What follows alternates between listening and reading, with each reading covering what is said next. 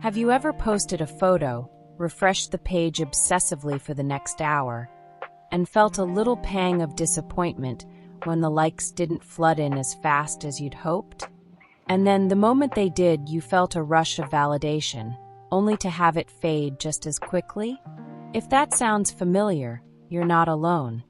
In his book, The Chaos Machine, Max Fisher reveals that social media companies are designed to prey on this exact psychological frailty.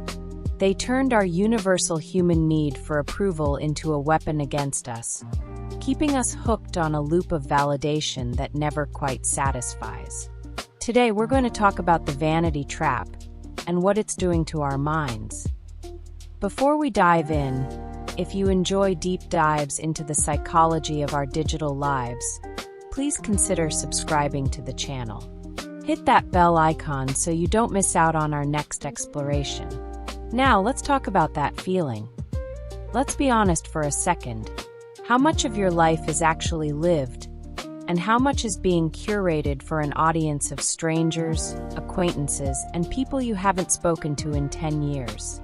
Imagine this. You're at a beautiful restaurant. The food is incredible, the lighting is perfect. But instead of enjoying the moment, you find yourself strategizing. Which angle makes the pasta look most decadent?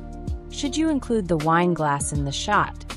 You take 20 photos, filter 3, delete the rest.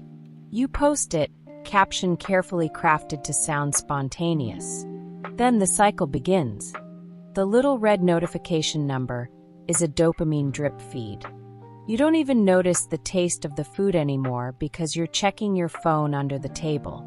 The New York Times reporter who wrote The Chaos Machine, Max Fisher, points out that this isn't a bug, it's a feature.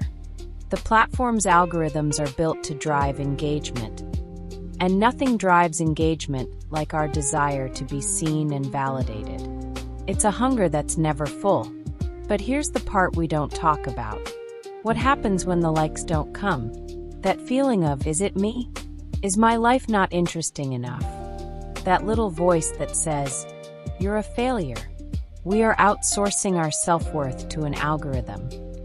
So, what exactly is happening inside our heads? According to researchers, social media exploits our ancient brain chemistry. In the book 10 Arguments for Deleting Your Social Media Accounts Right Now, Jaron Lanier, a Silicon Valley pioneer, argues that social media is making us unhappy, angry, and less empathetic. Lanier describes the platform's design as a behavior modification empire. He explains that the endless scroll and unpredictable rewards, the like lottery, are intentionally addictive like a slot machine. We keep pulling the lever, hoping for the big payoff of social approval. Think about the last time you posted a vulnerable thought or a life update. Did the immediate feedback alter your mood? Fisher's The Chaos Machine shows that these platforms don't just reflect our vanity, they magnify it to the point of distortion. They push us toward extreme opinions and actions because extreme content gets the most attention. We aren't just sharing anymore. We are performing a version of ourselves we think the algorithm wants to see. We are slowly losing the ability to know who we actually are when no one is watching. Here is where it gets darker.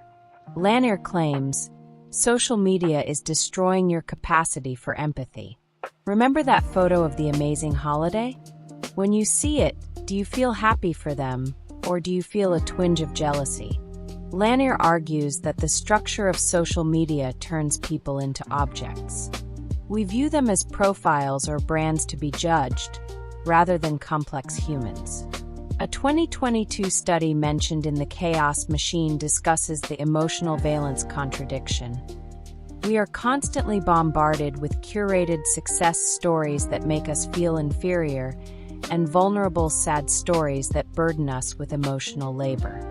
We become so exhausted by the performance of the perfect life and the tragic life that we stop connecting authentically. Instead of friendship, we get a transaction. We trade likes for validation, never actually touching each other's souls. We become the assholes Lanier warns us about, Not because we are bad people, but because the platform makes us view people as a means to a social media end. Finally, let's talk about the biggest lie. We are connecting people. We check our phones first thing in the morning and last thing at night. We feel lonely because we've replaced real interaction with superficial digital engagement. Fisher shows that social media feeds on our psychological frailties. Our need for social bonding is so strong that we accept a cheap digital knockoff of the real thing. We know this. We know that those 500 friends don't know us. We know that those likes don't mean love.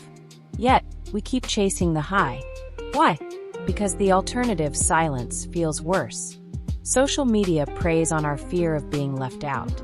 Lanier calls it the bummer machine, an acronym he uses to describe the negative manipulation of our free will. It tricks us into thinking we are being social, when we are actually being isolated in a room full of mirrors, each reflecting a curated version of someone else. The problem isn't just that we are vain.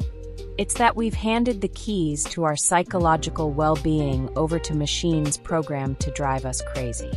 So the next time you reach for your phone to post something, ask yourself, am I sharing this or am I begging for validation?